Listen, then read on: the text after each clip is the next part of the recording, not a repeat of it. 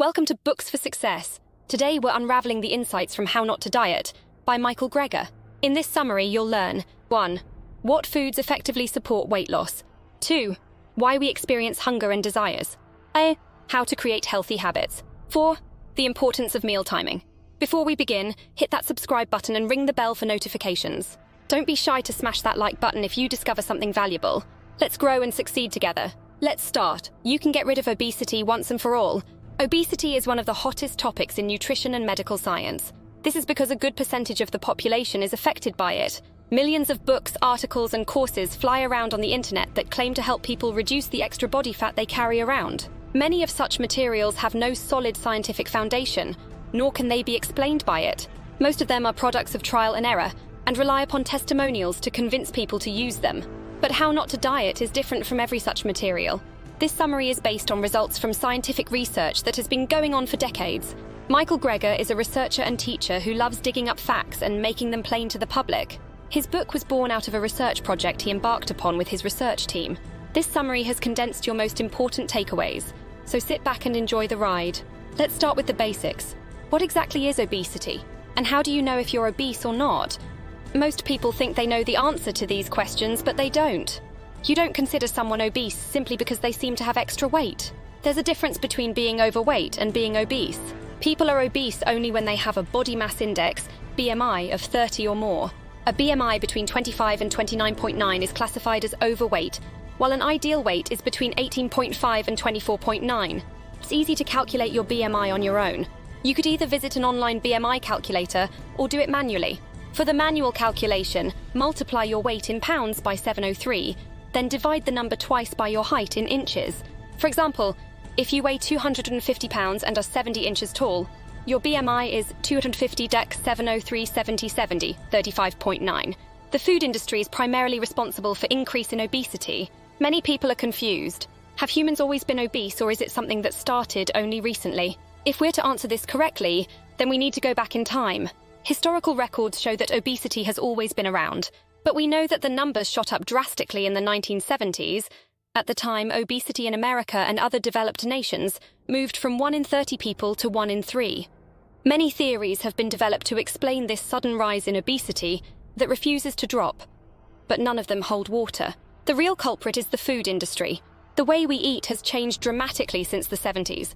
This resulted from the boom in technology. Machines were created to make fast food a possibility. In addition, the food industry has become more intelligent about manufacturing sweet, high-calorie foods. Since we naturally are attracted to sweet and delicious foods, it becomes easy for almost everyone to be obese.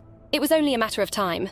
Apart from personal discomfort and the dent that obesity has on your physical appearance, there are terrible health risks that accompany obesity. The most popular among them include arthritis, low back pain and blood pressure problems, diabetes and fertility problems, as well as heart diseases. But the good news is you can overcome obesity and all its troubles through proven lifestyle changes that will be discussed in subsequent chapters. Did you know? Most of the world's population live in countries where being overweight or obese kills more people than being underweight. Going natural is the most reliable solution to obesity. There is a reason humans who walked the earth millennials ago lived more healthily than people in the 20th and 21st centuries. They had healthier diets. That's it. We may be more advanced and more sophisticated than them, but we have lost touch with the vital ingredients our bodies need to be healthy. The following are the major ingredients you need in your ideal weight loss diet. Fiber. For long, fiber was neglected as a weight loss solution. We focused our attention on protein and paid little attention to that one ingredient that should be added to our protein intake. Studies show that less than 3% of Americans consume adequate fiber daily, while the reverse is the case for protein. Over 97% take the right proportions of protein. Fiber has various health benefits, but here are the two major benefits. Number 1, fiber is an appetite suppressant, meaning when you take adequate fiber, you won't feel the usual urge to consume more calories than you can burn. Secondly, fiber serves as a nutrient to the mutual bacteria in your gut. These bacteria help facilitate processes like body vitamin production, while they are in turn fed and sheltered by the body. Fiber is extremely important to weight loss, but it's sad that not many people know about it. You know the situation is bad when you check for the best sources of fiber in America and find French fries topping the list. Some even believe fiber can be taken from steaks and other animal sources. But the truth is that plants are the only genuine sources of fiber. Fruits, legumes, and whole grains are wonderful sources to consider.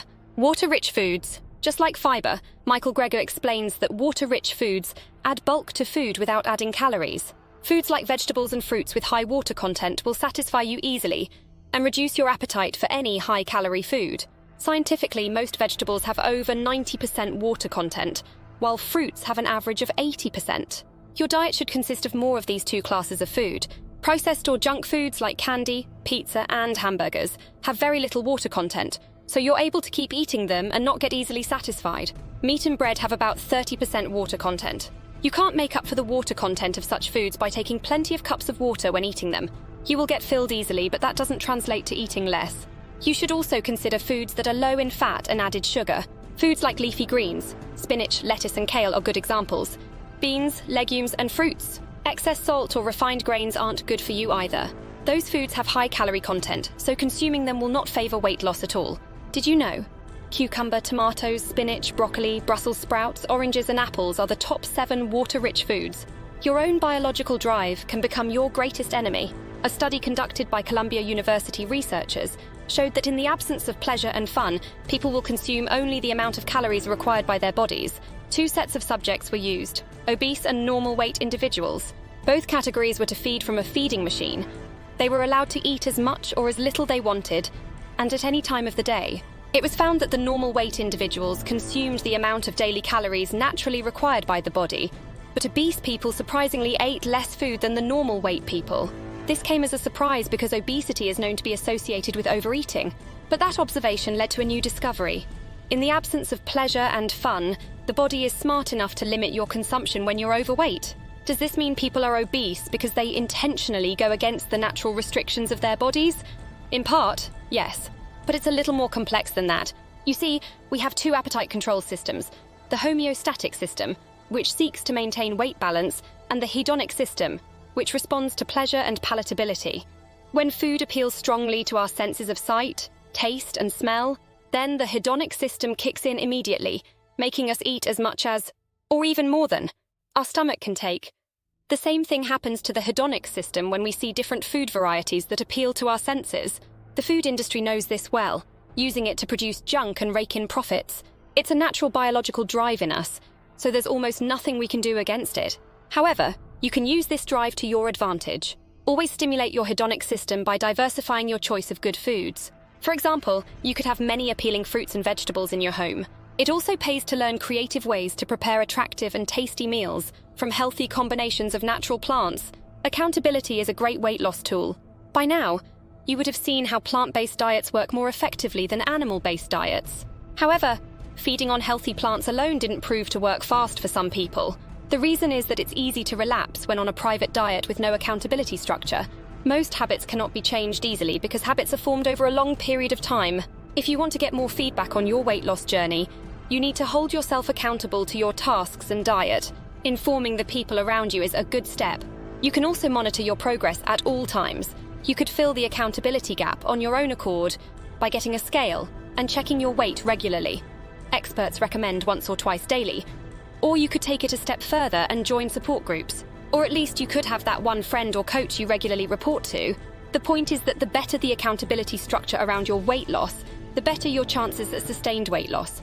Besides the weighing machine and accountability structure, other tools for fast-tracking weight loss include appetite suppressants like saffron, black pepper, and cumin. The knowledge of chronobiology will help you lose weight sustainably. Chronobiology is a branch of biology that studies how rhythms of the sun, moon, and seasons may affect our natural, physical, mental, and emotional cycles. How true are the claims of chronobiology? Well, there is sufficient scientific evidence to prove seasonal and environmental changes do affect our body and soul, although there are many superstitions and misconceptions around this subject. For example, this popular notion is that skipping breakfast contributes to weight loss. The proponents of this theory argue that skipping breakfast means having lesser calories to deal with during the day. But this is simply not true.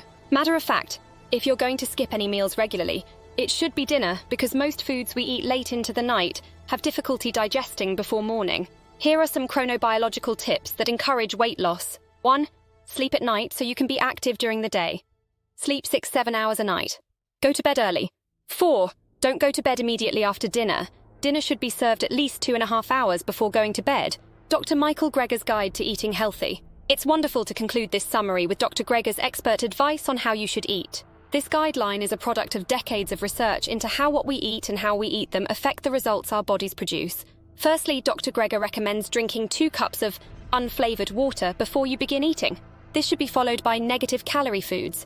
Foods like fruits and veggies that fill you up easily without adding calories. You could drink vinegar if you want, but not directly. Either take it as a flavor or add it to your drink. Finally, consume your meal without unnecessary distractions. Shut down the TV, drop your phone, and just eat. Try hard not to rush your eating. Studies show that the more time people spend eating, the less their chances of overeating. So drop distractions and eat slowly. You could increase the number of chews before you swallow, or decrease the bite size, whatever you want to do. Just don't rush the meal. Gregor calls this the 21 minutes rule. As much as possible, don't take less than 21 minutes to eat. Dr. Gregor also recommends the following day and night practices. 1. Black cumin, 140 sp once a day. 2. Garlic powder, 140 sp once a day. 3. Ground ginger, 1 tsp once a day. 4. Nutritional yeast, 2 tsp once a day. 5. Cumin, 2 tsp with lunch and dinner. 6. Green tea, 3 cups a day. For the night, 1. Begin your fast by 7 p.m. 2. Get 6-7 hours of sleep. Conclusion: obesity is something millions of people all over the world suffer from. But there doesn't seem to be a simple, clear-cut solution to obesity. Because of this, obese people jump from one shiny solution to another, hoping to solve their problems to no avail. Many have even lost hope that their obesity can be cured. However, sustainable and healthy weight loss is possible if you follow science-proven strategies. You don't have to necessarily grind it in the gym if that's not the sort of thing you like. In this summary, we have gone over several strategies to regain your normal weight, and they work whether a disease caused your obesity, resulted naturally, or is something you have in your genes. The first thing you should embrace on your journey to ideal weight is a plant-based diet. It has been proven over and over again that plant-based sources are more effective than animal-based weight loss programs. Many people find it hard to follow through on purely plant-based sources because of the lack of palatability. But you can work on this by creatively enhancing your meal's palatability. Add more fruits and vegetables to your daily meals, especially high water content fruits like watermelons, apples, and oranges. Try to sleep well at night, so you can avoid taking naps in the afternoon, and do not eat less than 2.5 hours before your bedtime. Try this. Follow the 21 minutes rule. Spend at least 21 minutes eating your meals from now on. There's no point rushing. Thank you for joining us on this enlightening journey. If you've enjoyed our summary, consider picking up the full book for a more in-depth exploration. Before you go, hit that like button, subscribe if you haven't yet, and share this video with someone who could benefit from these insights. Until next time, keep reading, keep learning, and keep growing. Thanks for watching.